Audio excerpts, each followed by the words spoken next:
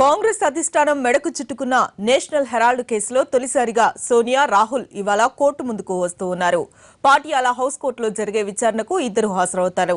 దీని వెనుక బీజేపీ హస్తముందని ఆరోపిస్తున్న కాంగ్రెస్ శ్రేణులు న్యాయస్థానం ముందు బల ప్రదర్శనకు సిద్ధమవుతూ ఉన్నాయి.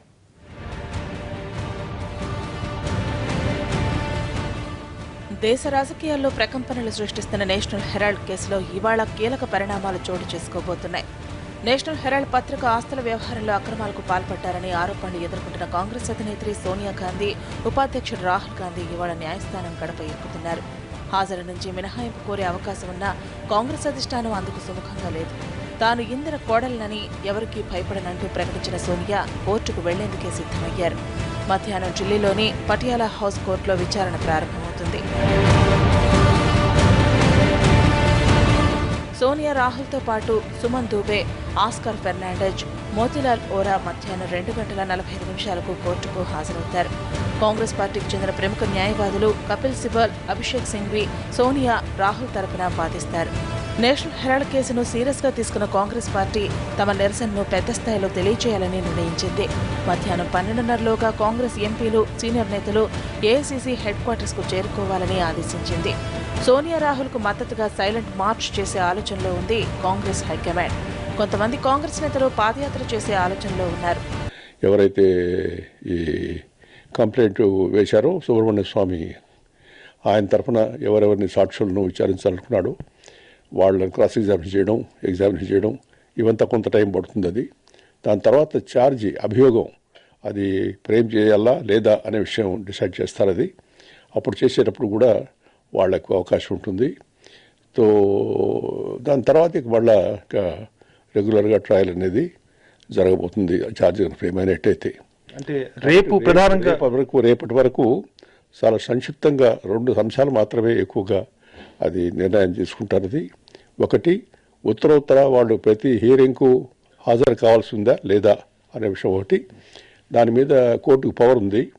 వాళ్లను మినహాయింపడానికి, హాజరు కావడానికి రాకుండా ప్రతి హీరింగ్కు రావాల్సిన అవసరం చెప్పే అవగతకారం ఉంది. అది కానీ లేని పక్షంలో వీళ్ళు కూడా bail అడగవచ్చును.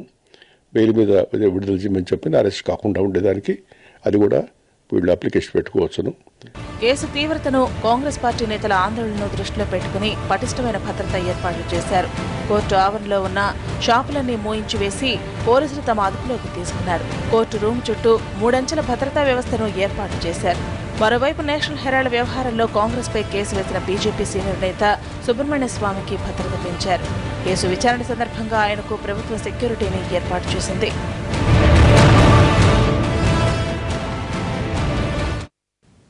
National Herald case Congress మెడకు ఎలా చుట్టుకుంది? కాంగ్రెస్ నేతలను కోర్టుకు ఎలా రప్పించింది? ఈ కేసు వెనుక ఉన్న మాస్టర్ మైండ్ ఎవరు? నేషనల్ హెరాల్డ్ పత్రిక బ్యాక్గ్రౌండ్ ఎలా మొదలైంది? ఈ కేసులో జరిగిన కీలక పరిణామాలేంటి?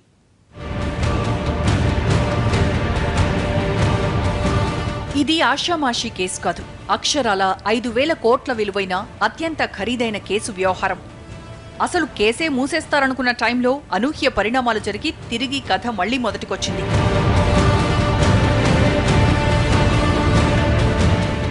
నేషనల్ హెరాల్డ్ ఇంగ్లీష్ పేపర్ను 1938లో నెహ్రూ స్థాపించారు. జాతీయ దినపత్రిక హోదాలో ఢిల్లీతో పాటు దేశంలోని చాలా ప్రాంతాల్లో ఈ పత్రిక ప్రభుత్వ భూములను పొందింది. దీని మాతృ సంస్థ అసోసియేటెడ్ జనరల్ లిమిటెడ్ నష్టాలొచ్చి పత్రికను 2008లో మూసివేశారు. ఇప్పుడున్న లెక్కల ప్రకారం ఈ పత్రిక పొందిన భూముల ఓపెన్ మార్కెట్ వాల్యూ అక్షరాల 5,000 కోట్లు. పీకల్లోతు అప్పుల్లో ఉన్న నేషనల్ హెరాల్డ్ మాతృ సంస్థ అసోసియేటెడ్ జనరల్ను టేక్ ఓవర్ చేయడానికి యంగ్ ఇండియా అనే సంస్థ తెరపైకొచ్చింది.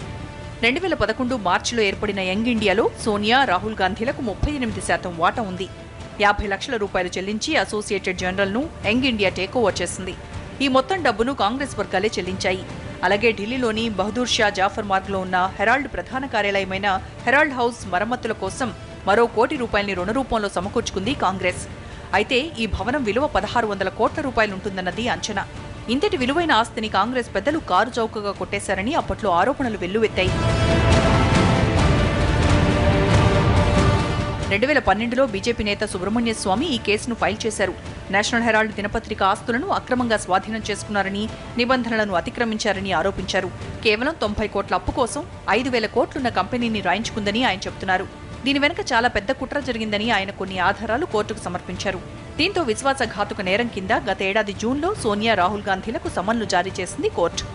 మరోవైపు సరైన సాక్ష్యాధారాలు లేవనే సాకుతో ఓ దశలో ఈ కేసును మూతపెట్టే ప్రయత్నం జరిగింది.